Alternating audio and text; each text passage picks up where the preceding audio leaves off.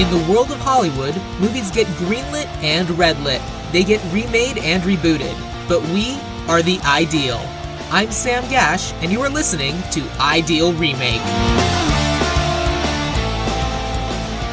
Thank you for listening to Ideal Remake. We take movies that either have been, will be, or should be remade and talk about what the ideal version of that remake would be.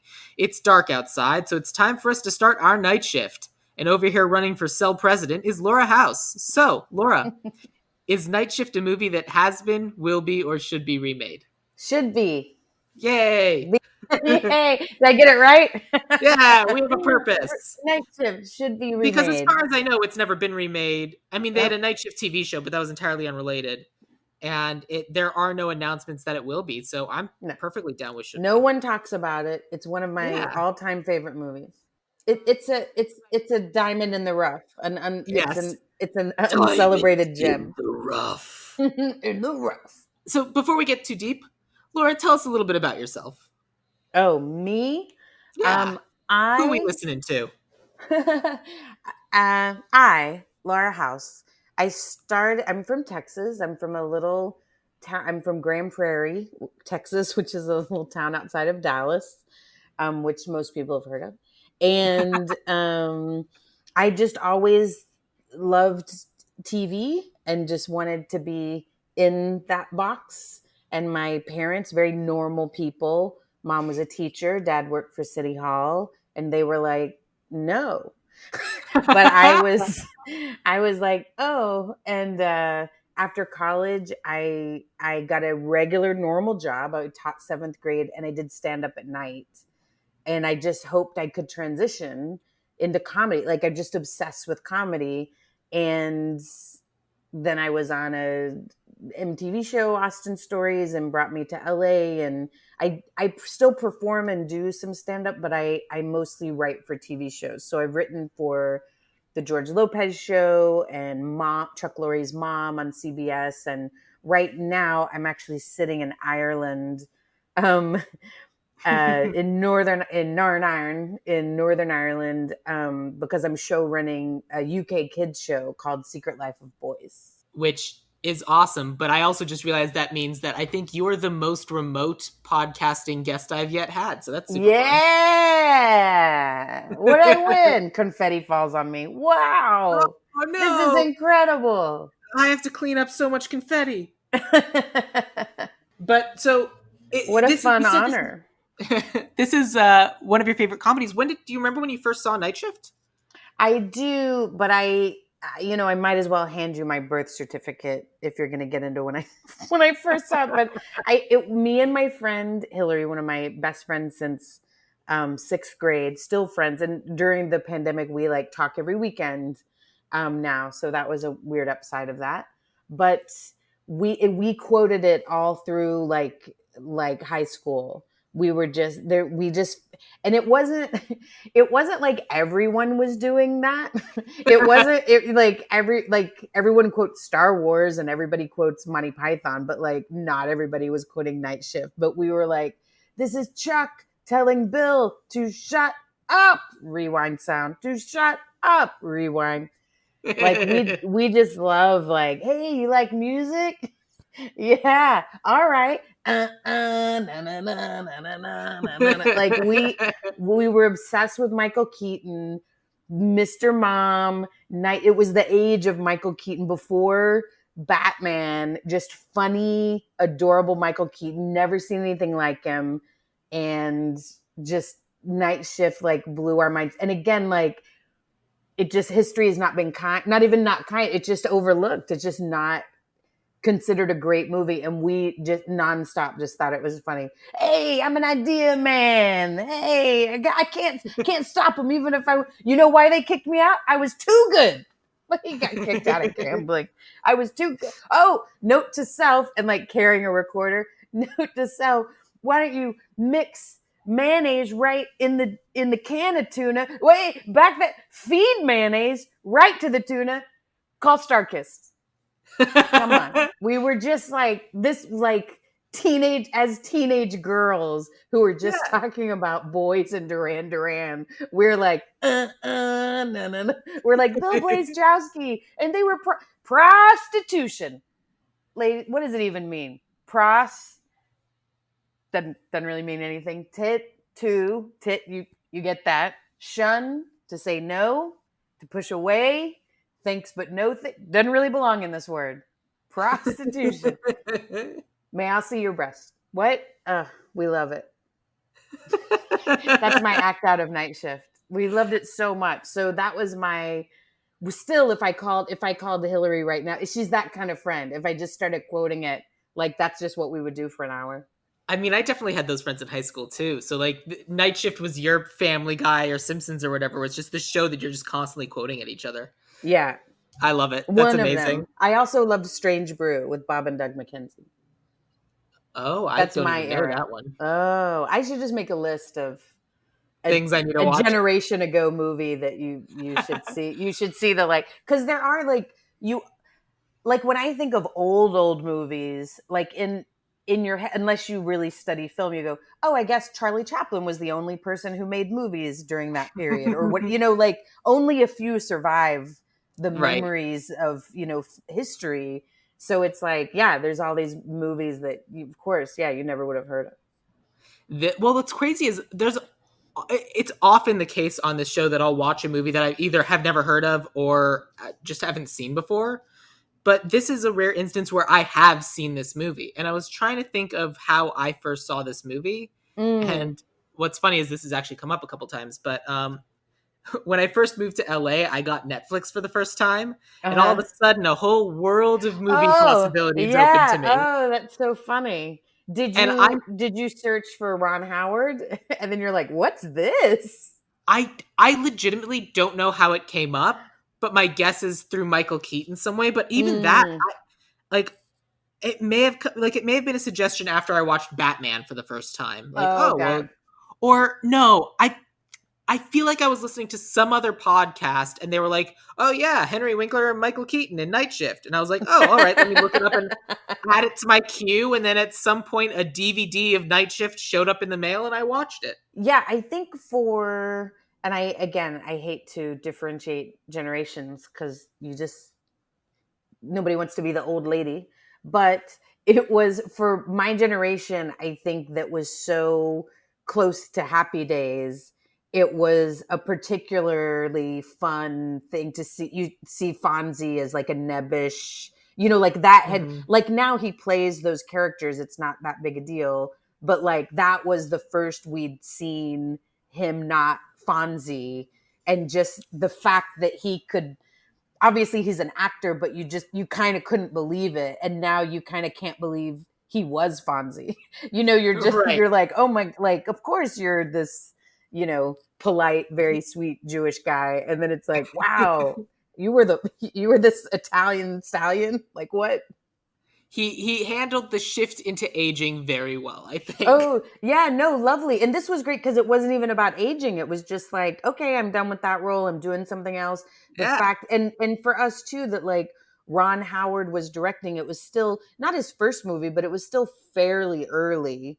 And it Hmm. was like, oh, what the fact that Richie Cunningham was directing Fonz, but he was playing like a scared guy, and it was like, Right. oh, is this Totally. like I think there was like an extra layer for us that was super fun. Well, then, plus, Oh, and Shelley Long from Cheers. Come on. This was her when she left Cheers, it was like the biggest deal of the moment.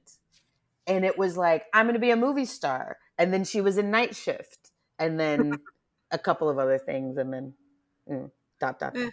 she's good in this.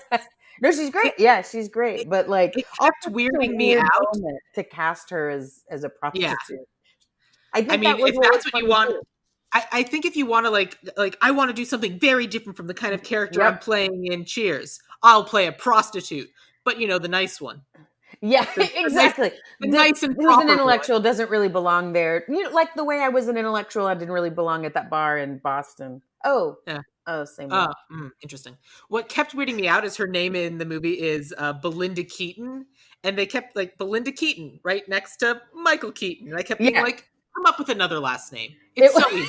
I know Any other last how hard is name. it to go? Maybe now that we've cast him, you know, she can be Jennings. Like, is there just some other name?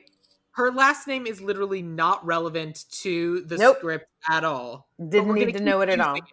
Yeah, no, it's superfluous. But You a there's pimp? You more like a wimp. All right, just the lines from Night Shift are coming back to me. so then with that in mind, let's talk about what we would need to do because if we're remaking it today. Yep. How would you remake a movie like Night Shift today? That's what I was. It's such an interesting question at the heart of your podcast, which that's why you do it. But Yeah. it was like, because, I was between a couple of movies and I was like, well, to me, like gig economy, story wise, it's, you can have two people like the Bill Blazejowski Mm-hmm. hustler, the guy with 5 jobs, the guy who, you're always looking for like side hustle guy. He's been doing Uber. He's been, even when he comes in, he could have like the 5 jobs. And he's like, Yeah. oh, and then this morgue thing came up. Then that really fuels his big idea for like, let's make it a brothel. Mm-hmm. Even if he's already an Uber driver, like I'll drive, I'll pick people up, we'll do it like this. I mean, I love the idea of an Uber bumper sticker on the back of a hearse. Yeah, oh yeah, that would be a I, great like. No, that's it's a or if he's yeah, that's really funny. or he alters it because it's normally like the U for Uber, and then he adds 2 lines to make it an H. But and I wonder too if like that would have been another one of his crazy ideas, like weird car Uber, Yeah, like because they it's have already like weird car prom pickup. yes, exactly. Since like how driving apps have you can get the big car, the nicer car, the whatever. Like, what about a hearse? Nobody thought of a hearse. Like, it was just another one of his like Everyone crazy loves something ideas. spooky. Halloween's more popular than ever. Yeah, I love that. I love he's like it's the idea that a hearse is basically a limo, and Henry Winkler, a limo for dead people. It still works. So fun to me. Yeah. Also, I have a friend who likes to buy ridiculous things at auctions, like boats. Like he bought like a houseboat and just to party on.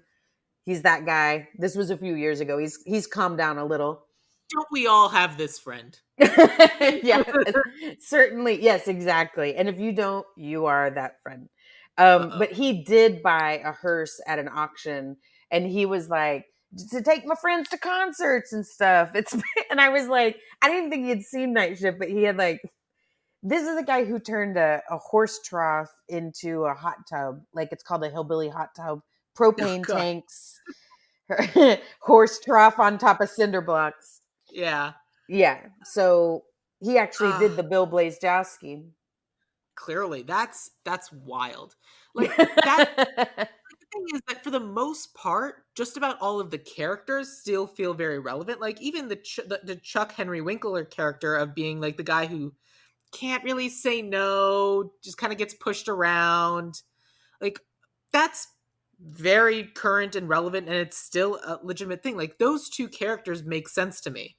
I think But so then like too. the Oh, actual premise of the movie we get into gets a little bit tougher. Now, at the same time, I also think that this movie does a lot of things. It's like it's very sex positive, and it's the one time when one of the main characters is like, "Yeah, but you're a whore," and everyone can agree that is wrong, right.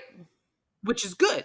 Like we shouldn't be Yeah. shaming sex workers at all, and just like that aspect of it of this movie is good and wonderful. And I feel like as a society we've progressed a little bit where hopefully we're still not going to shame sex workers as much, but we still kind of do. Sure.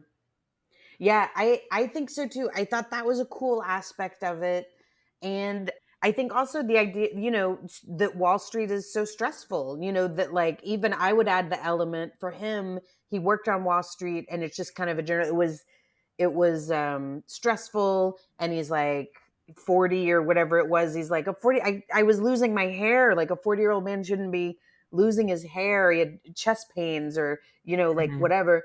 it could also, you could add in like a crime element, not necessarily that he was in, but like the pressures, the lobby, like what certain corporations get away from, like even shine more of a light on like why he had to leave that place. And also the juxtaposition, which it existed then, but it could really be highlighted now, of like, you had an amazing job money wise that you just left at a time when I have to have 5 jobs just to, share an apartment with 6 people, or, Yeah, whatever, it's that true. that sort of thing. For those of you who don't know, my job is I'm a bookkeeper, so I do like bookkeeping, QuickBooks stuff for a lot of companies around town. And one of the companies I work at has a guy just like that who used to. He's a little bit older, but he got burned out working on Wall Street. So then Mm. he moved to Los Angeles across the country to do bike tours for tourists, and like he just like lives with his dog and just like is in a way more chill place. But of course, I think he made a bunch of money on Wall Street and was just like, all right, I Sure. have to leave here forever now. Yeah. It could also be, if you cast it with different ethnicities, even a tale of privilege. Like, oh, this, if you keep the Chuck guy white, it's like, oh, I guess this white guy has this Hmm. privilege of walking away from this huge job, and someone else is like, I don't think maybe it, I don't think without it that needs to be option. I drawn don't along race lines. I think the much more current thing is drawing things along the class lines. know. Like, I guess whatever it would be in terms of privilege. yeah, but it's definitely privileged to like be able to say, well, this job's stressing me out too much, Yeah. so I'm gonna go I take know this it was other a job. lot of money, but Yeah. yeah. What this person needs to do to earn a living is what this person's choosing to do to earn a living. And that's a Hmm. huge difference. And yeah, Yeah. that's a great point. Which then brings us to the other people who need to do something to earn a living, which is the prostitutes. Yeah. Uh, who But aren't really in a lot of the movies, so I didn't really recast many of them. Like I gave us a couple, but mm, but really, it's all about Belinda Keaton. It's about the Shelley Long character. yeah, for sure. But I like the idea too that it's like, with respect, like that Chuck has this respect, of course, in kind of a playful, non-threat, like inappropriate but non-threatening way. Bill Right. Blaze Jowski wants to have sex with them, but that Chuck is like, these girls need our help. I'm good with money, like that they unionize the prostitutes. And Yeah. also that I love that it's like a story of self-esteem, Mhm. by like him helping these people with his skill. Chuck gets self-esteem, and that the prostitutes are like, that he's like, you deserve. I love his speech. Like, Gives it's them a such. pension plan. He gives them Yes. like an investment in a small business. Yes, exactly. It's such a moving speech that he's like, they're all annoyed and we're out of here, and Bill Blaze Jowski's like freaking out. Oh, they're leaving? What do we, give him the speech, and then Chuck like has to like stand in his power, and like, what do you say if how? What if you could keep 90% or whatever? And they're like, what? Or I forget the Yes. exact speech, but yeah, exactly. You can earn Like 3 times as much as you're earning now, Yeah, that or something he's, like that. what does a pimp take? 90%? Like, we're only going to take this amount or whatever. Like, that, like, you deserve more. And then I don't know. It's a feel good. Well, It's yeah, yet and another it's feel good. Like, to me, pound for pound versus, let's say, Pretty Woman, a different prostitution story. I love yeah. Night Shift.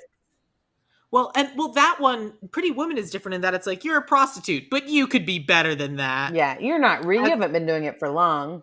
Yeah, this is more it's not disrespect for the position itself, and it's also seeing these women not as commodities or necessarily, for lack of a better phrase, as sex objects. Like they're still human beings in a gig economy just trying to get work Yeah. using, unfortunately, sometimes the only skill they have. Yep. And it's treating them like people, making them believe in themselves, and honestly like helping them live in a way that's not fear based. Yep. And I just wish the movie got there sooner. Yeah, I mean, that's fair. And that might be why I don't know. There could be any number of reasons why it's not sort of a because I feel bigger, like it doesn't didn't make a connect to bigger splash or something. the midway point is when they actually start doing the thing, right? Yeah, I think I do. I have watched it with yeah, it does lag. It's like Stripes in that way where you're like, "Ah, Stripes is so great." And then you're like, "Oh, I forgot about this 20 I'm minutes." a big fan of Stripes. Stripes is like my dad's favorite movie, but when we watched it together, I was like, oh no. Oh no. But I will say that about, for the most part, their treatment of the working women. However, where I think the movie fails a little bit is its Mm. treatment of Charlotte, Oh, the the fat the fiance. Yeah. No, yeah, the fat that was fiance just who wasn't total fat overweight jokes. at all, Yeah, and she's like a completely normal looking woman. yeah, and it's just like it walks in, and then even when Bill picks up the framed picture of her, he goes, "Oh, nice Uh, frame," yeah. and it's like it's such a dick thing to say, and B, it's like this poor, incredibly neurotic and anxious woman. It's like I felt really bad for her. Oh, that's really sweet of you. I never have in my entire life. I think because, well, for one, yes, those were, I mean, I don't think it's a mystery that like fat jokes have never really been like it's an easy go-to for Yeah, lots of things, so it was just that thing. But I it's think they cheap and it's painted, punching down. yeah, but I see her as she was such a jerk to me. I don't see her as like, oh, she was so anxious and neurotic. She was so mean to Chuck, to me, and like a terrible partner. Her mom was mean to, like, she had no respect for it. It was all bossing him around. She won't have sex with him. She brought, and Chuck was never like that with her. Like, he really loved her, and I feel like she was such a dick I that didn't it never see her bothered as me that they were mean about her. I didn't see her as that big of a dick, because especially like literally there's that moment in the beginning where we first see her when she's on the exercise bike. She's just like, I just want to look good in the wedding dress and I'm so excited to marry you. And they had this really sweet moment. And I didn't see her start getting mean until she was jealous of Shelley Long. And like Oh, really? Chuck's mom, absolutely like an asshole. The Charlotte's parents, total dicks. Especially her dad, because the mom doesn't like Charlotte's mom doesn't say any words. So just the dad is just the only one that talks. It's terrible. I didn't recast them, but for me, I would keep them together. For what? For me, I would keep Chuck and Charlotte. Oh wow, their names are really similar. It's because it's Charles and Charlotte. That's a male and Yeah, female versions of the same name. That's probably on purpose. dumb. I just realized that. Anyway, but I would potentially keep them together Ugh. because like the whole because I don't necessarily need well, you're the first person who's ever done something nice for me. I'm going to fall in love with you. That doesn't do anything for me, and I think that that's a little overplayed. And I don't necessarily need the Belinda Keaton character falling in love with the Chuck character. Yeah, I don't necessarily need that either, but to me, I we just took Charlotte totally different ways. I Cuz to me, when she's the exact bike scene that you were just talking about, I didn't think she Mhm. was like, "Oh, I'm so excited about the wedding." She was like a complete narcissist doing her thing. He's like, "Can we go to bed and cut?" No, I have to do this or I have to do this and I'm so fat and I can't do this, and he's like, "Can't we just?" He gets no affection. She's like controlling and bossy and we have to do this, and she also was really shitty about his job, like she was, I don't know why you're even doing this and you should be on Wall Street, and what is your I took it as like she's emasculating, like she's part of the problem, like his low self-esteem went for her, and then when he starts building his self-esteem, he's like, oh, I want someone who actually really likes me. So I Yeah, never that's took not Charlotte, I necessarily. never took her as like this poor woman. I was like, she's the worst. I definitely did. Like, I definitely Mm. read that anxiety, like just the constant anxiety, constant neuroses, like because it's self She was image based. mean. Because if she was just mean, she wouldn't be like she wouldn't necessarily just be like exercising or whatever. Like I read it No, I as get like she wasn't like the and meanest person. I was just no, mean. but I definitely think like their neuroses fed off of each other. Well, which sure. may not necessarily have been healthy, but I definitely read it as like she was trying to get in shape to fit into the wedding dress. But the but like I I saw hear her you. character as yeah, just where you saw narcissism, I saw neuroses. Yeah, I And hear you. I had another point and I lost it, and I'm trying to think of what it was. It'll come back to me. Give me a second. Yeah, and so for me, that's the way she's portrayed in the movie as it is now, and I think that's kind of like the '80s movie, like the nagging wife sitcom trope, Mm-hmm. and I think it's more interesting if it's not that, because Mm-hmm. we've seen that trope so much. For a modern interpretation of the movie, oh, now I remember.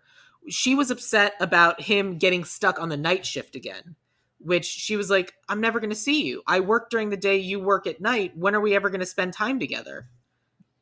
I I we completely have to agree to disagree because to me your delivery is so sweet, and to me she's like, I don't know why you're on the night shift, like we're never gonna see each other, we're just this, like, to me she was such a, like, she was I, a she was, to me she was just a bee, just a raging bee. yeah, no, I didn't get that. Like I said, she's the person in this entire movie I felt the worst for. Because like, of everyone in this movie, for lack of a better phrase, and this pun is not intended, I think she gets shafted the most. All right. But Of regardless of all the the way, people having sex, she was shafted the most. It you're was right. such a funny line though, because he was so sweet about her, like, I'm fat and I can't, and and like he's like, why don't you run to bed? Maybe you can lose some pounds along the way. Come on, it's a very funny line, Oh, and especially I didn't especially like when that she was line. the one who brought it up. Like she was the, I don't know. I just took her as so, like, in her I own thing, needing him to be different. Ugh. But that's the way the movie is now. I think that we can do better. Like I think our interpretation of Charlotte should be different. Like Sure. I think that, like regardless of whatever conflicts they may have in the movie, I don't necessarily want them to break up. Like I think that they can stay together and potentially like I think at the end of the movie, so part of what I thought would have been funny is at the end of the movie, like they kind of just abandon the pimpin', and it's like, well, they had a really good thing going and they're really helping these women out, and then they kind of just like go their own separate ways, and it's just like, I don't think they should. I think they should continue Oh, to well, I run. mean, after they nearly died, Yeah, but then those guys got arrested. they're They completely safe now. Well, after Chuck almost died. And also, this is a separate thought. Like, there are these two hitmen coming after them, and then all of a sudden, at the end of the movie, they finally catch up after presumably months of this operation going. And so finally, they figure it out. And then at the very end, it happened to be that was the night that Bill happened to bring back a couple undercover cops. And it's just Yep. like, yeah. So they managed to not get murdered through no fault of their own. Like they have no Yep. actual It was dumb luck. agency. Yep. Now, So, a couple of fun things. It was written by Lowell Gans and Babalu Mandel, who'd been writing half-hour TV since Dick Van Dyke. I think they wrote a lot of Happy Days. They wrote a lot of Laverne and Shirley. So it peak '80s. I think we oh can yeah, agree. Peak '80s, absolutely. thematically, the wrap up, the crossover. Oh, the undercover cops at the same time. The thugs found them out, etc. And Yeah, and I think we can do better. do you know it was one of Kevin Costner's first movies? His very first one was Big Chill, where he played the dead guy. And Okay. you never see his face; you just see wrists and hands he's in the coffin. Um, Kevin Costner, do you know who he is? I know the name. Who did he play in this movie? He was one of the I think when, like, frat guys are partying, or early on, like when it first becomes a brothel, and he's like got the tie around his head, and they're like doing the limbo, and he's got like a beer on his head, and like That's awesome. Michael Keaton, their part. But yeah, one of those guys is the now very successful, famous, distinguished Kevin Costner. That's hilarious. Super fun. This is a weird tangent, but when we first see the two hitmen, I thought the dude in the sunglasses, the white guy, I thought that was Henry Winkler because I forgot it had been a while. Oh, Richard Belzer from Law and Order. Right. But like the shape of their face and with the sunglasses, they look That's similar really enough that I thought funny. it was the same person. And so then when Shelley Long says, "I recognize you. I know you don't." I thought that she was recognizing him because he looked just like this hitman guy. Oh my God, that's so funny. And then it's not related, That's they're so good. neighbors or whatever, but it's just like two white dudes with similar faces and like I similarly see shaped it. faces. It's honestly similar haircuts.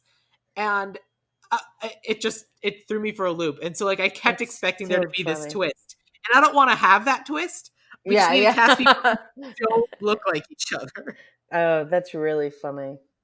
But Yeah, the seriously, bells doing the bells thing. let's talk about it. Like, we're remaking this movie now. We like the interpretation of both Chuck and Bill. I think that we can kind of change Charlotte around a little bit. But what are kind of some tent poles of plot that you think that we should be building towards when constructing this movie? What do you mean? Well, like we kind of like the frat parties and everything. We like playing around with Uber. We kind of like the Oh, shape of the way things going. But like, how are things going to go wrong now that they wouldn't necessarily have gone wrong in the 80s? Because I feel like the hitmen will mm. find them right away because the internet. Yeah. Oh, yeah. You know what? My slow brain didn't even take in. Yeah, I mean, I guess they could develop an app, right? If we just go modern, how are they setting up, do they find some code on Craigslist, or like how, like a different way to do Yeah, and we can pick them up, and the also, Johns, and the how do you. what would make total sense is instead of having Chuck be like someone who left Wall Street, is he can be someone who left Silicon Valley. Yeah, oh, nice. Oh, that's a nice update. Left Silicon Valley so he can, like, I'm really great and maybe it was some app you've heard of that he's like, you did Yeah. that or whatever, and that he's like, yep. So they have an app for, What would you call a prostitution app? There's so many terrible jokes is it here, but I like feel like they could be Proz, better. Proz? I know it looks Uh, like pros. or all right, I'm gonna call it hookup, but it's HOOK, no U, and then just a P. Hookup, because not only is it a hookup, it's also hooking Yeah, it's also, yeah, hook, hook, because hook. they're hookers. Yeah, hooker, like grinder. Oh, or Hooker. that's better, just hooker. Yeah, that's funnier. I'm just Tinder, picturing when he grinder, wrote hooker. prostitution. Yeah. I mean, that joke And if can there's still some stay. and it would have to be like, we go on Reddit and we let people, like, how do you make it public and keep it under wraps since it's prostitution, or how do you technically get away with it, or I feel like it can just be like a regular app, and then there's like a little place in the corner where if you get the right code, you can enter that, and then it becomes this other yeah, app. Like it's a just a code, a password. regular, yeah. It's I mean, especially if we're calling it hooker, which is absolutely the correct name. Um, we can base it around just a general map Yeah. app. At first, if you get on it, it's just a fishing app. But then if you enter the code, it's just about where are Yeah. fish in nearby lakes. Hooker. Uh, don't get catfished. Use hooker. Hooker. You know. And then it's, yeah. And that's great Good. too, because inherently an app has a short lifespan if it's literally being used for sex trade, in the Right. sex industry or that sort of thing. Sex And trade was I probably the just wrong word, but in this is a completely sex dumb working. joke, but because I want to get to this actual aspect of the story faster than the movie does now, and I don't know what else to say other than get there faster. Like, Uh don't get there in huh. the middle, get there at the end of Act One.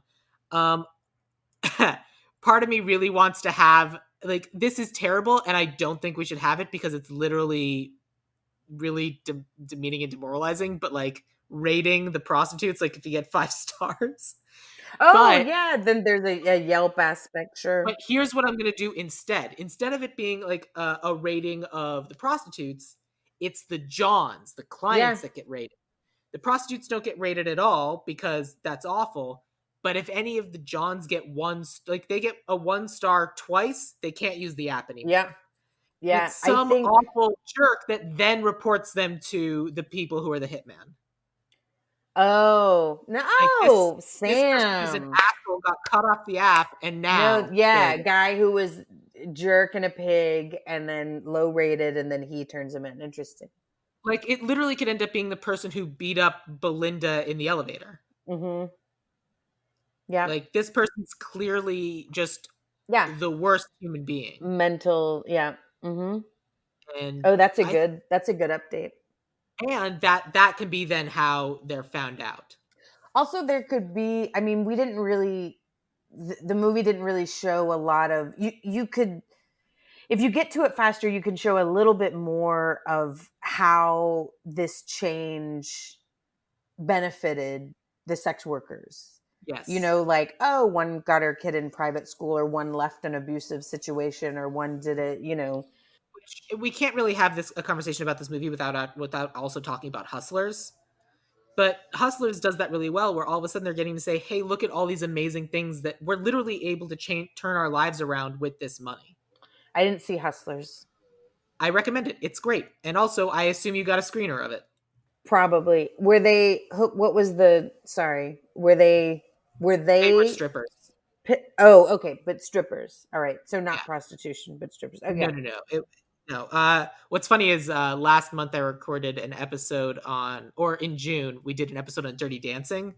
And I was like, Oh, well, we got to talk about Hustlers. So it's just kind of funny that we're doing these two things together. But and I just heard today they're remaking Dirty Dancing yeah, but they've been because they remaking Dirty heard Dancing your. for years. Dirty Now you Dancing can Havana. put baby Oh, in a I'm sorry. corner. I'm sorry. I said Dirty Dancing. I meant Flashdance. Oh, got it. But they've also been remaking Flashdance and Dirty Dancing for years. Both of them, and I always call them the wrong name. But yeah, Oh, so got like it. that kind of is how I would like be updating and keeping it going. That said, I still think the app can work in New York, or not the app. The movie can work in New York. I got no problem with it Yeah, being in New York. app is interesting.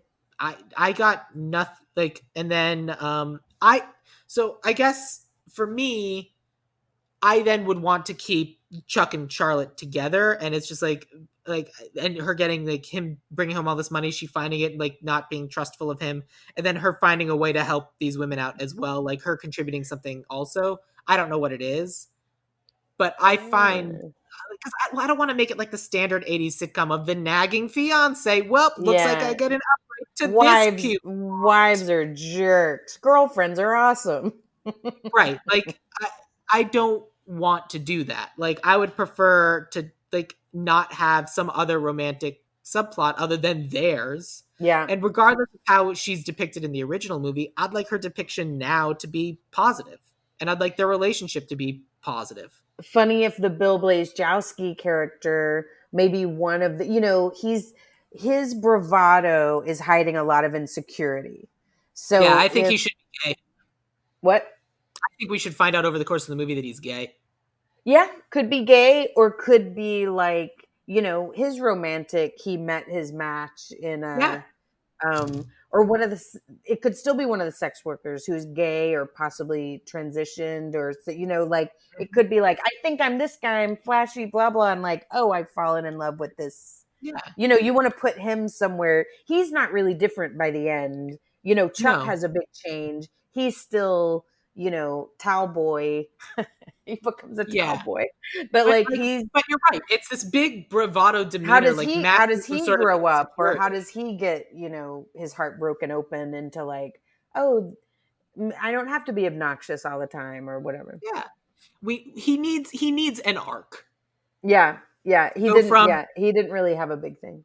yeah, from bravado masking insecurity to I don't know, just having a moment of true sincerity.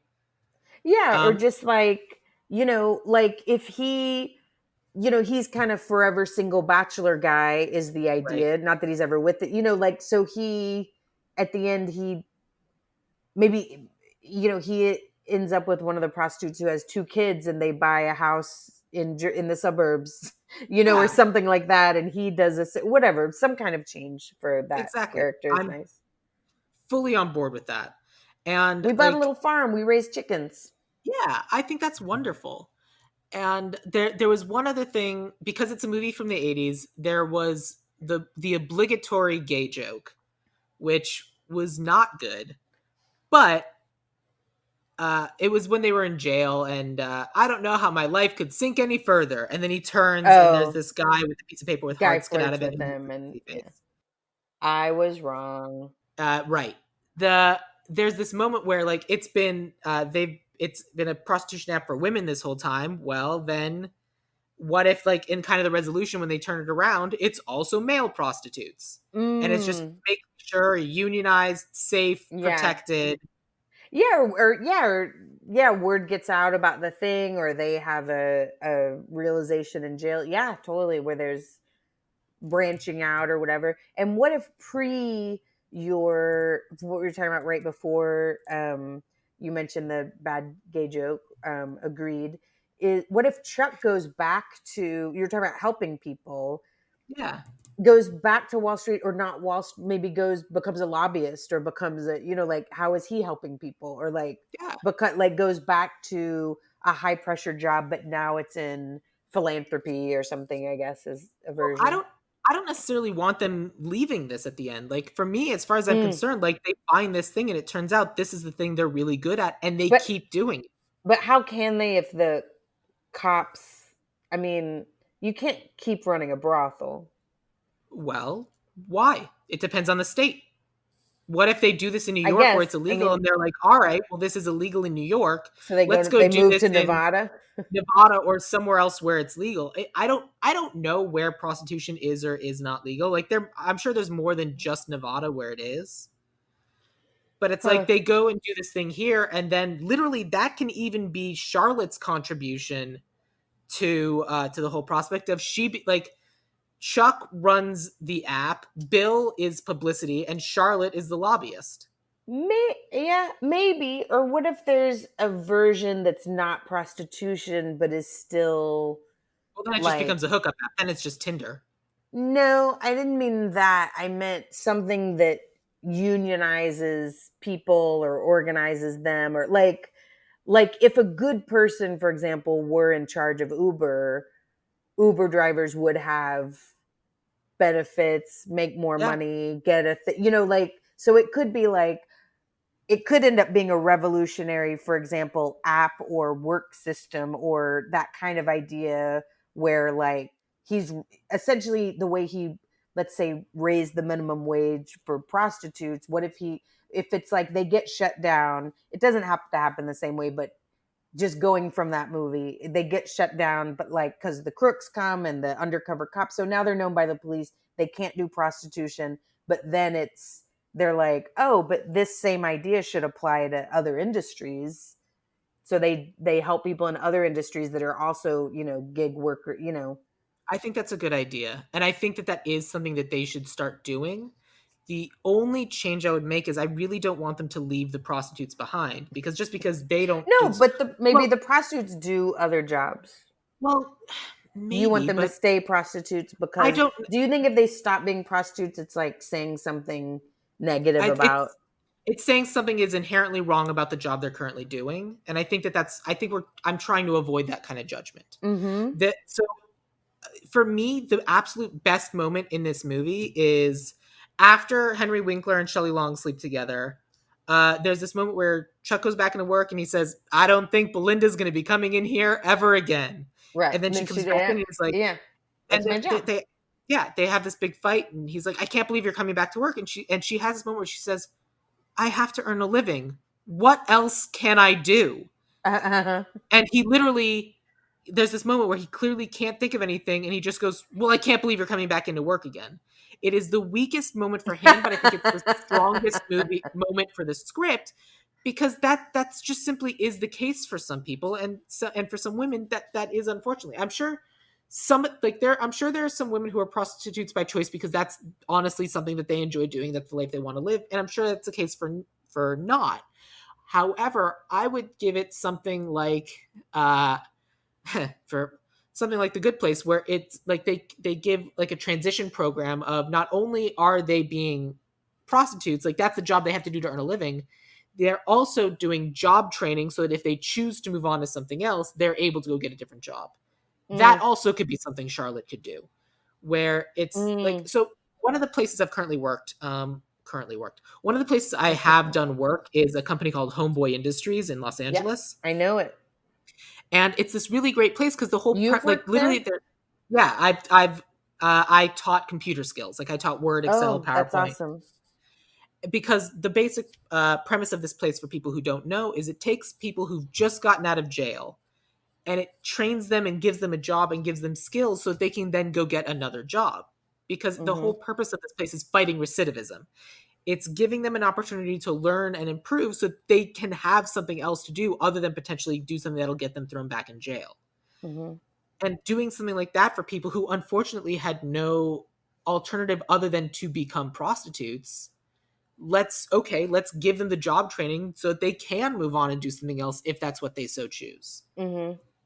And I feel like doing something like Homeboy as kind of the final conclusion, here's our resolution for the Mm-hmm. movie, might be what we're missing. Okay. Because in every situation it's all right, well, we got to move on and do something else. Yeah, but all those girls and women get left behind. Yeah. They're still there. And it without Chuck and Bill, it's just going to Yeah. go right back to the way they had been living, and Just that another pimp. wasn't good. Yeah, Mm-hmm. and we want to avoid that. Yeah, that's fair. I mean, they owned a burger place by the end. Yeah, but this was before There Atkins. was no follow up on that. Right. But yeah, same basic idea. So like so I think that would be the resolution. I love the idea of like doing this and helping out this and then stay continuing to help them and also moving on to help the Uber drivers and the this, that, the other things. Especially because if we do turning the U into an H at the beginning of the movie, it's a great bookend to Bill's arc. Oh, yeah. So almost like he comes in as like a low paid, I can't make a living, blah blah driver to like, Yeah. oh, I actually started my own, driving app situation where drivers actually get paid, and because I that want these drivers it to not have to have four other jobs. yeah, in such a sad way that would be revolutionary of It would like be. like where like, oh, I don't just they don't just make 30 cents a ride, or whatever the Right. crap is with Whatever their cost stuff. below Yeah, where minimum like, wage. yeah, where the head of the company is bazillionaire and drivers are like, well, also sleep in my car, it's fine. Or what's even worse is sometimes like people have no other choice other than to get the driving job, so they don't have a car, so they get a loan at an extortion, like literally extortion level rates. It's bad. Yeah, no, totally. And that's something too of a nice arc for Bill, the Bill character of like, I'm a quote unquote loser. These different things I can't, Mm, like I seem like a loser, and then he's learning. Whereas kind of the Chuck getting inner self esteem, he had the skills. The skills were never a question, but he didn't really have the power. He didn't really have purpose, and he right. gets those things, and then for the Bill character to like become the bot, like, oh, I actually thrive in a managerial position, and now because he has access to like this app or this kind of formula, I apply, I applied it Yeah. to a morgue and a brothel, I applied it to driving over here, I applied it to other things, Yeah. like, He's the yeah, idea guy. He should constantly be he, coming up with he, ideas he's exactly the like idea guy. this. Even the idea of like, because if you did that for something like, gig drivers, I'm not sure what the word is, but like that would Sure. affect like you're lobbying Congress now or what, Yeah. what, like if somebody does that successfully here, where like passengers are happy, drivers are making money, it would affect the other ones, possibly legislation, etc. So yeah, that'd be neat. Yeah. And that I think is the arc of our movie. And I think Yeah. that kind of gives us shape of what this movie would be if we did it now. It's they literally did a night shift, and they're changing the world one hookup at a time. Yeah.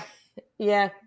I love that it all comes from because that prostitution. because that's the other thing is like they have all these prostitutes working for them who are hooking up with people who might be influential, whatever, and it's a way to put a bug in Hmm. different different I wonder if authority that's and an politicians' ears.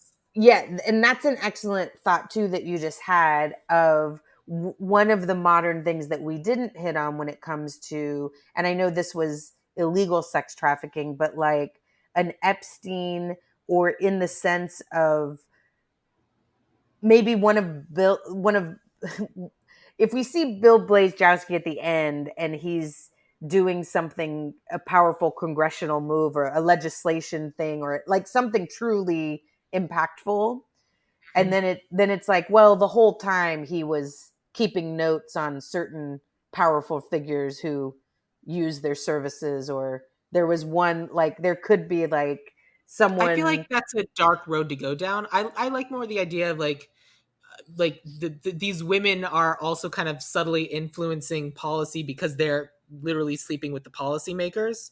But if it's tracking down like all the one star people, tracking those people down and like making them not child traffickers anymore.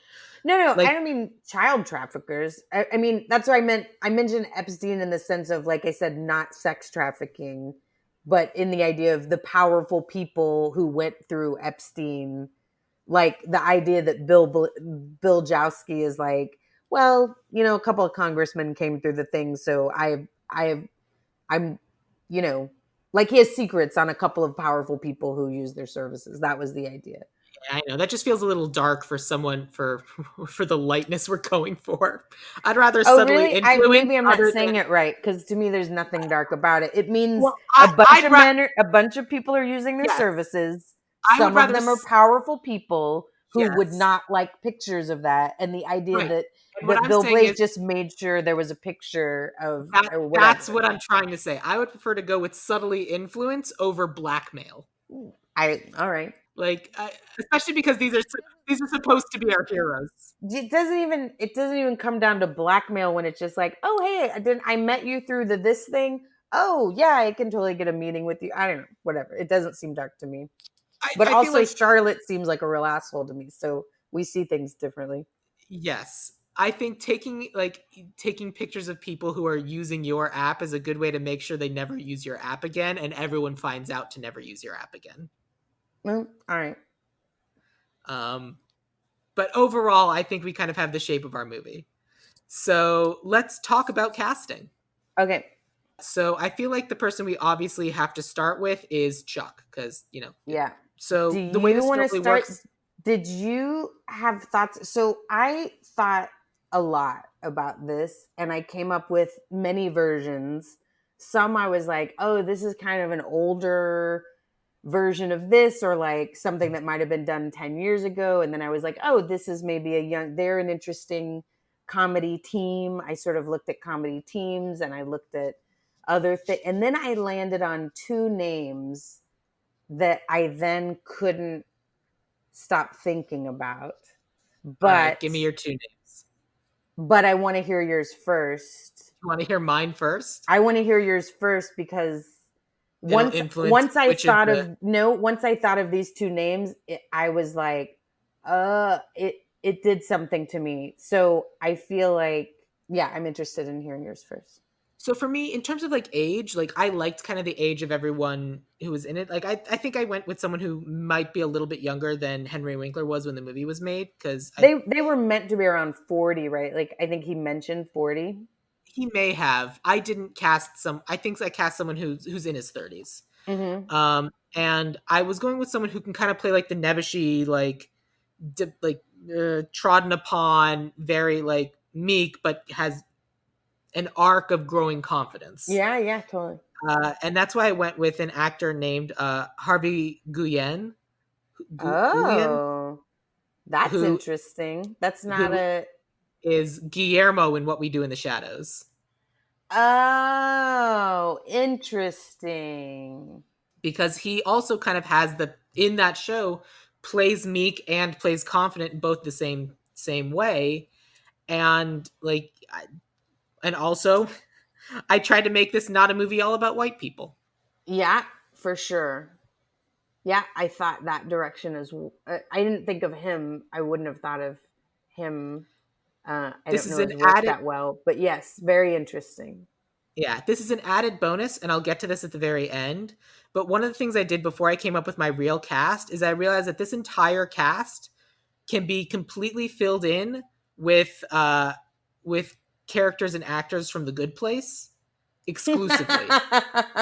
So after we're done, I'll give you the rundown of here's okay, we did that, and now here it is with just people from The Good Place. So I tried not to use any of those people. Like I have all their names here crossed out, but I just thought that that'd be that's a funny thing that we can do later. But that's my choice for Chuck. Who did you have?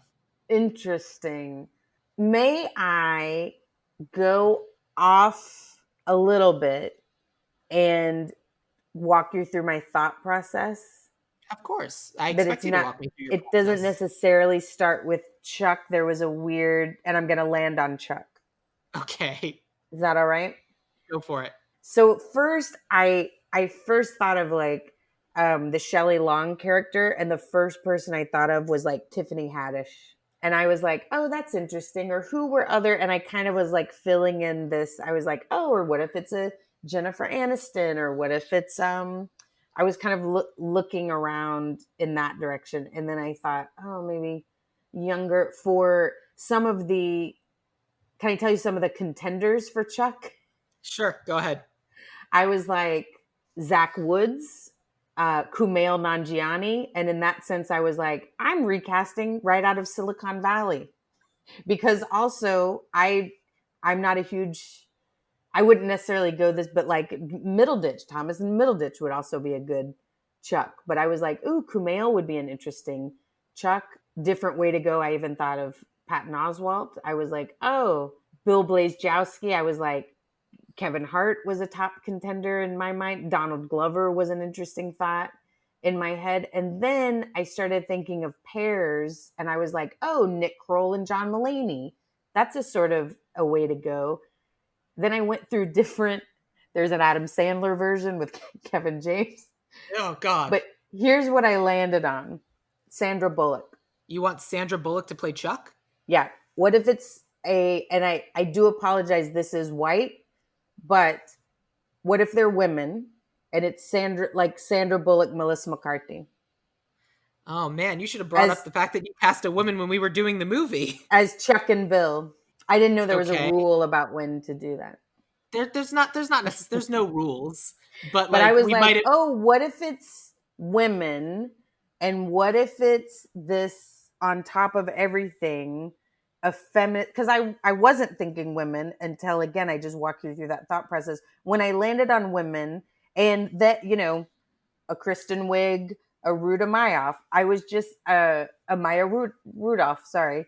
I was like, oh, once I saw it as women, I was like, oh, that's really interesting to me. Of like a feminist, like we're how you still have the buffoon and you still have the nebbishy, nerd. Like I don't like to Yeah, take risk. I don't like stress. Whether it's Kristen Wiig, or Sandra Bullock or others, there are others if you think in terms of women. And then I was like, oh, and they help a woman who's a neighbor. I don't know. I just got, oh, it's kind of an I do like that idea. I interesting think take. that's. I also went down Same that road tent a little tent bit. poles. Oh, who are your Um, women? Probably I younger. I I think. I didn't because, like I told you before, I just do one person per role. Oh yeah. Uh, and for me, I ended up going back to men, partly because I wanted to kind of like repair the Charlotte uh, relationship, Hmm. because just because that's the way she's depicted in the first movie isn't, I think, a positive. It doesn't matter. We've gone over that. But also, I think I went back to men just because I think part of feminism is sometimes you need male feminists who are like, I'm not going to be that asshole, and I'm going to try to teach other men to not be that asshole. Sure. So, what I think we should do is I'm going to tell you who I have for my bill, but Uh-huh. then I think we should go with my Chuck, your bill. Oh, all right. So my bill, I kind of Wait, went through your Chuck is who? Oh, your Chuck is Guillermo, Harvey Harvey Guillen. Guillen. Mm-hmm. And my bill, I felt like the obvious choice to kind of like play the modern day Michael Keaton would be Andy Samberg. And Oh, that's I interesting. but I didn't want to do that because he comes up a lot and because I feel like he's the obvious choice. So I went Um, off center a little bit with someone who isn't necessarily that kind of energy, but is a similar overconfident energy. But then it's fun to watch them get taken down a peg and kind of realize that they truly do have a good heart. And so the person I ended up on for the role of Bill is Adam Devine, oh, who you interesting. know from Workaholics and from Pitch Yeah. Perfect. Mm-hmm. And I think that's the sort of character, like in both those movies, both those things, he plays sort of the same character. I think that is a little bit who he is as a person, but I don't think that's who he actually is as a person. And so like I watched other interviews and everything just to make sure like, okay, he's not actually this human being. Because I think we need to start with that kind of human being and then take it away. But Mm-hmm. I think a more interesting pairing is you're right. I think doing Harvey Guillen and Melissa McCarthy is probably the right choice because I think you're absolutely right. I think it needs to be a little bit more feminist and a little bit of a stronger narrative that way. And that's the pairing I would suggest. And it's Interesting. also a little bit of a middle ground. Is there a younger Melissa, like, would Rebel Wilson be a young, like, I'm because not a the big Rebel age Wilson diff fan. I'm not a big Adam Devine fan, but Fair. the age That's difference fair. between Harvey and Melissa is kind of mother and son. So That's I guess I'm true. wondering if there's like, A part of the mhm, reason I left the ages where it was is because I didn't know if we were going to end on some sort of relationship between Chuck and Belinda. And in that case, I didn't want someone who could potentially be Belinda's parent being in a relationship with her. At yeah, this point, I don't think that matters. Like, I don't think, like, because they're not going to have some sort of like romantic relationship as the Chuck and Bill characters, I don't necessarily see an issue with this. But if there's someone else you would rather have instead of Melissa McCartney, who's a little bit younger but still has that same Lo- energy and is a woman, I'm down. what about crazy Lauren Lapkus? Tell Did me you just about. see her in The Wrong Missy? Uh, She's been in many things and great podcasts with Paul Tompkins. She's just such a good actress, and she kind of can play crazy, but could definitely play bravado. This David Spade Netflix movie called The Wrong Missy, which is, it's kind of dumb, but also she showcases very well as like this nut, and she can also be very, and it's just a closer age I have where never seen anything she's been in, but I trust your judgment. If you'd rather go with her, then I will trust your judgment and she can I'd be our go Bill. for, with this Harvey guy. I think Lauren Lapkus would be a super fun. Sure, that works for me. I also Cool. like the idea of like, he's obviously on a show, but not like known. So like, to me, I would, I try not to cast A-list. I try to avoid casting A-listers as much as possible because they're the people who are going to get the role anyway. I'd rather at least draw some attention to someone who isn't as well known. yeah, that's what made me feel too, of like, okay, if he's the guy, then I wouldn't put him next to a Because theoretically, kind there's of an argument to be megastar. made of like, well, you got to cast the people in order to get the movie made. I'm like, it's a podcast. The movie is going to quote unquote be made anyway. So, what is the best version of the movie, regardless of doing something to meet the market? But Yeah. that's a separate thought. So that brings me to Belinda Keaton. You kind of walked me through your whole process for that. So let me tell you about who I had. I Okay. again went someone who isn't necessarily as well known, but I've seen her in a couple of different things, and I'm like, oh, this woman's amazing. I specifically know her like best probably from her performance in Parks and Rec, where she uh, uh, I don't remember the name of her character actually, as it's Aubrey she Plaza no or no neither of them. She's Aziz Ansari's eventual girlfriend. The oh actress's name is Natalie Morales. oh okay. And so she's a strong comedic presence. She's been doing comedy stuff. Like she was on Dead to Me recently, and she was in Battle of the Sexes and I guess she's in something called Room 104. She was in Stuber. Oh yeah, she's great on Dead to Me. Oh yeah, she's excellent. So that's someone who I thought would be a little bit who would be fun to play the Belinda Keaton role. Who did you have? I agree. I don't even have to. Yeah, I had. I had thought Tiffany Haddish. I also came up with Jenny Slate. I mean, I do like Jenny Slate as long as we're pulling from Parks and Rec. I'm just such a weird. Also, there's something about the oddness of Shelley Long and the oddness of Jenny Slate. But I can't argue with Natalie Morales. Like she's cool. Like she's badass and cool. And I think that's an excellent choice. Great, thank you. So then the next person I have is Charlotte, who I'm assuming you did not recast because you hate her. Well, in my Sandra Bullock, Melissa McCarthy, and all A-listers, I was like, the Charlotte would be Steve Carell. I just want to say that to get credit for this nonsense of like, who's the Nebuchadnezzar again? Yeah, no, a good Nebuchadnezzar match to Sandra Bullock would be Steve Carell. Wouldn't that be I mean, ridiculous? it ends up being I end up pulling a lot of people from TV instead of movies, and my friend Diane was making fun of me for that the other day. But I'm like, yeah, but it's someone who should be in movies because they're also really good, and TV's better than movies. Yeah. Doesn't matter. So the actress I have, I've actually seen in a bunch of stuff, and I just think she's this really competent, confident actress, and she's just wonderful. Like she's in Marriage Story, she's in Marriage Story, she's in Birdman, she's in the new show Run. But I first saw her in Studio 60 on the Sunset Strip. It's an actress named Merritt Weaver. I'm sorry. I keep losing you a little. Oh, Merritt Weaver? Oh, she's insane. She's so good. Yeah, Oh, yeah. So that Charlotte I thought Merritt she would Weaver. be a fun, Interesting. confident. Yeah. Yeah, that's who I thought. So I'm sorry, you were saying like, oh, you know what also would work, and then I lost you a little bit. Oh, I was saying so one of the non A-lister super known names, although he does a lot of stuff, maybe he can go in here somewhere, um, is Sam Richardson. Okay. Do you know him? So I was I'm looking like, him up now. he was one of my Chuck choices, Sam Richardson from Veep Oh and yeah, yeah, yeah. the Detroiters. Do you want to make him one of our hitmen? Um, Sam Richardson. Yeah, I was wondering if there's a version of. Doesn't strike me as a hit, but I just had thought he was one of the Chucks that crossed my mind of like, oh, he's an interesting play Nebuchadnezzar guy. Anyway, Merritt Weaver's Charlotte is great.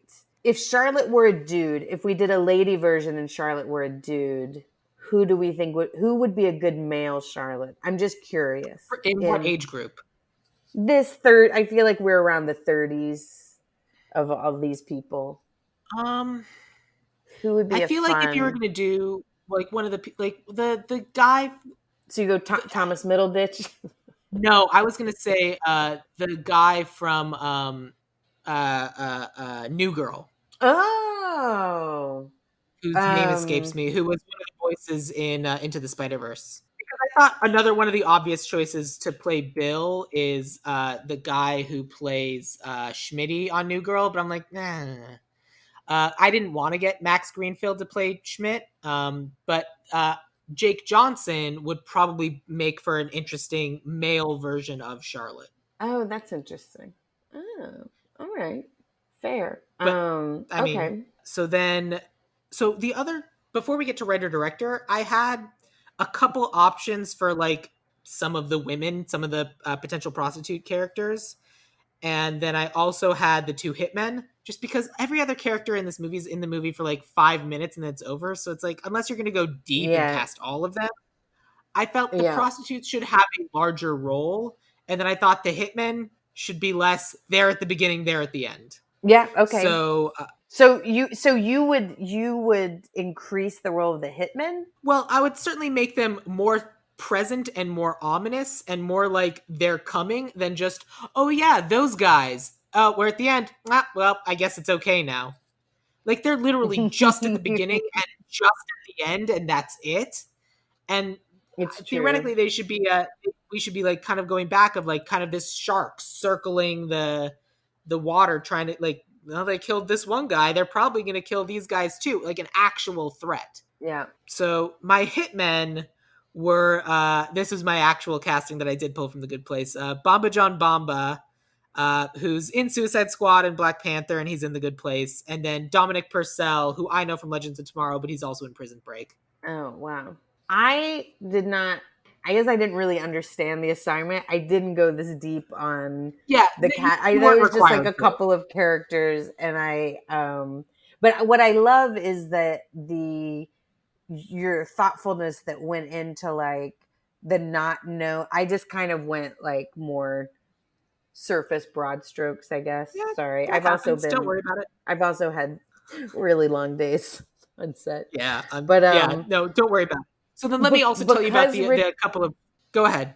Richard Belzer was one of the original hitmen, it just made me think of Christopher Maloney to just keep the Law and Order strand of the hitmen being people that are on Law and Order. So like if it were actually like Olivia Bent, like Mariska Hargitay and Chris Maloney as the I hitmen. mean, that would legitimately be funny. You want to make the two hitmen Christopher Maloney and Mariska Hargitay? Yeah, Done. It's happening. that's my that's my pitch. I actually was trying to think of who would play Jeffrey Durkin, who's one of my favorite I don't. roles. Who was Jeffrey Durkin? Remind me. So he was one of the first customers, and he's like, "This guy's got a prom tonight," and he's like, "Hey, I'm Jeffrey Durkin," and he was played by Clint Howard, Ron Howard's brother, who shows up in a lot of Ron Howard works and then a lot Mhm. of other things in a very famous Star Trek. But he goes, "Hey, I'm Jeffrey Durkin," and Michael Keaton shakes his hand. He goes, "You sure are," and then he's just like, "Come on," and he's just this dorky. I mean, he's meant to be in high school, and I feel like he's 30 at the Yeah, time, so the, it the doesn't even the have to be prom high kid. school.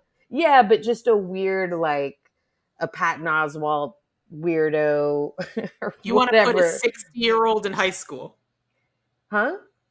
So not prom. This would be one of the Uber Yeah, people. well, I'm saying for one, in the movie, I feel like Clint Howard was not at all in high school, but No. he played it technically was he was going to prom, high school, something dumb. So not high school, but just a customer going somewhere exciting and just a I don't know. I was just putting Okay. I was just putting my friend Patton in there. Okay. That's fine. I just love Jeffrey Durkin. That's fine. It's also a great name. At that point, it's the fun cameo. Like, Exactly. So then the only other like actor roles I had were the other couple of women, and I had Yara Martinez and Diane Guerrero.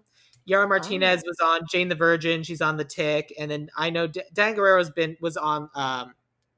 She's probably most famous for being on Orange Is the New Black, but I know her from Doom Patrol. oh, I love. Yeah, somebody showed me Doom Patrol. That was amazing. Yeah, it's great. I need to watch the second season, but yeah, just a couple other women for that. But really, what we should talk about now is our writer and director. I went super uncreative and was just like, I would like to see Ron Howard remake his own movie and how he would do it Okay, now. so But I also don't really. that's your director. Okay, so we'll talk about director I first. don't even think in terms of like who directs or writes movies ever. Certainly not like not as well known. Fair. I wouldn't even. I feel like they're all people whose names I don't know.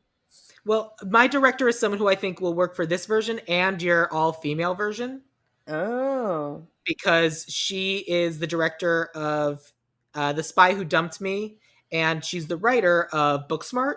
oh, So I went with Susanna Fogel that's interesting. because if it's a movie about prostituting women, I felt like we should probably try to avoid the male gaze a little bit. Oh, yeah, no, totally. And so that's why I I was like, let's get a female director up in here. Susanna Fogel. That's interesting. I always think of Emily Halpern as the writer of Booksmart, but yes, there's four people credited. Yeah. And Susanna Fogel's done other stuff too, but like I like her work on The Spy Who Dumped Me. Booksmart was written by a bunch of Hmm. different women, but like, yeah, that's kind of the idea. Yeah, I like giving it to a lady. I mean, theoretically, we could also give it to Olivia Wilde, who directed Booksmart, which would work too. Absolutely. Yeah, totally. But between if you were to pick a lady director, who would you pick to direct Night Shift? I'm at the risk of sounding like I don't have those names in my head. I don't know. I can't. I don't. Then Then I would have, just because I just punched in Book Smart and was like, oh, Olivia Wilde. That's great. Um, do but you no, have someone for writer? I don't know who writes movies. I don't I am a writer, and that's the only writer's name I know. I mean, I'm perfectly happy to have us be the writers of Night Shift. We're gonna write Yeah, new by night Laura shift. House and Sam Gash. Nice. You should go first alphabetically. I feel like your name will bring in a little bit more clout than mine. I like that. I like that thought. Besides, I don't think it's true, but I L like that. comes before S. Well, yeah, sure. People often alphabetize based on first names. Sure. I mean, it's not going to be directed by House, um, comma Laura. It's going to be directed by or written by I'm Laura House. I'm also like this. This is a like an annoying a thing about me that annoys me is I don't. It's not even like I've become this way. I don't have any kind of head for detail at all. So like I wish I had more like stars, writers. Now I'm like a fish in certain ways. So I was like, oh, for sure in the next day I'll go, oh, I'll have a million great answers. I never expect anyone to kind of like be able to pull all of this stuff like out of thin air. Like this was homework for me. I spent time researching and going into all of this and finding these people. Yeah, but it is such a good deep dive into like, obviously it's why you do it, but it really is such a cool deep dive into storytelling and updating and structure, and then who would play this. Like my thought for the prostitutes are like, I would do like and this is just me for my like Your own edification. I would put a ton of comedians in there. Like I would just put a lot of Oh yeah, I me people too. and Absolutely. like, yeah, Yeah, comics I know in there. I agree. Like that I would absolutely try to do something like that.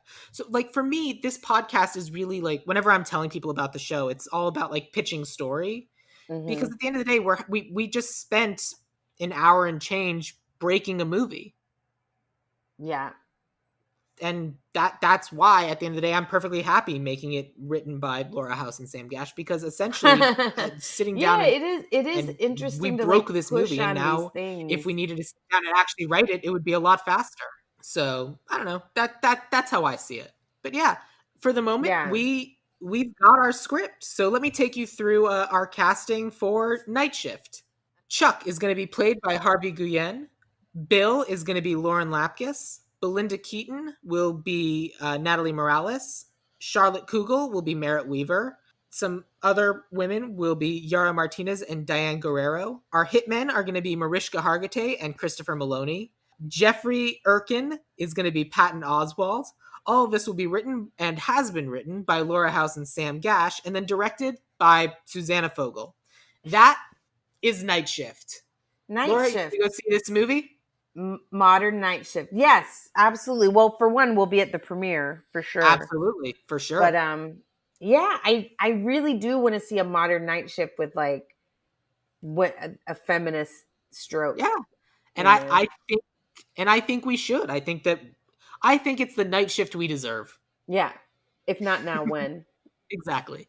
But we did it. We podcasted. Laura, tell everyone about like online presence if you want people to follow you on Twitter, that sort of thing. Yeah, Twitter and Instagram is at I'm Laura House, and I have a podcast called Will You Med with Me, where if you want to meditate, you can med with me. Oh, and I have a comedy album called Mouth Punch. It's on all the platforms. Good.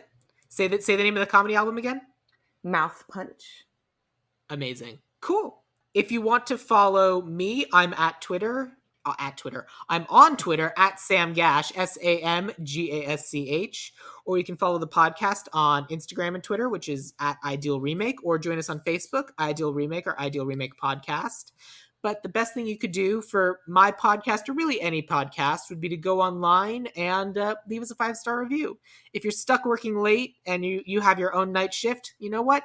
Take some of that time and give it to us. It really helps people find the show, and I personally would really appreciate it. And I love you. But yeah, so We did it. We remade Night Shift, so I will end with this.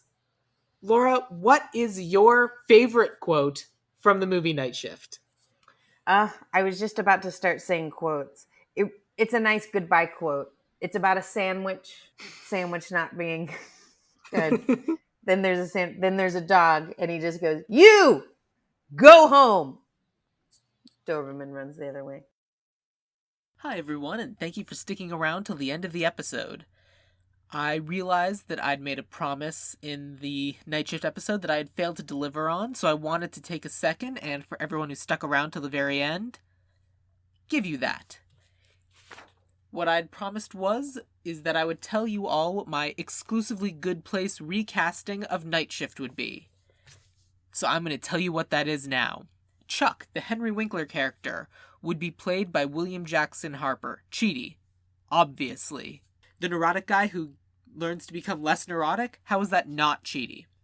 Bill, the Michael Keaton character, is clearly Manny Jacinto. It's just like kind of the frenetic character who genuinely turns out to be really sweet. Absolutely. Belinda Keaton, Kristen Bell. If anything, just because I appreciate the romance that you would have with Chidi again. And then Charlotte Kugel would be Darcy Carden, because Darcy Carden could totally pull off that kind of aggrieved wife who... I didn't realize that it's a Kristen Bell, William Jackson Harper pairing and a Manny Jacinto, Darcy Carden pairing again, but you know what? I'm down for it. There weren't that many other ladies to pull from for the other working women.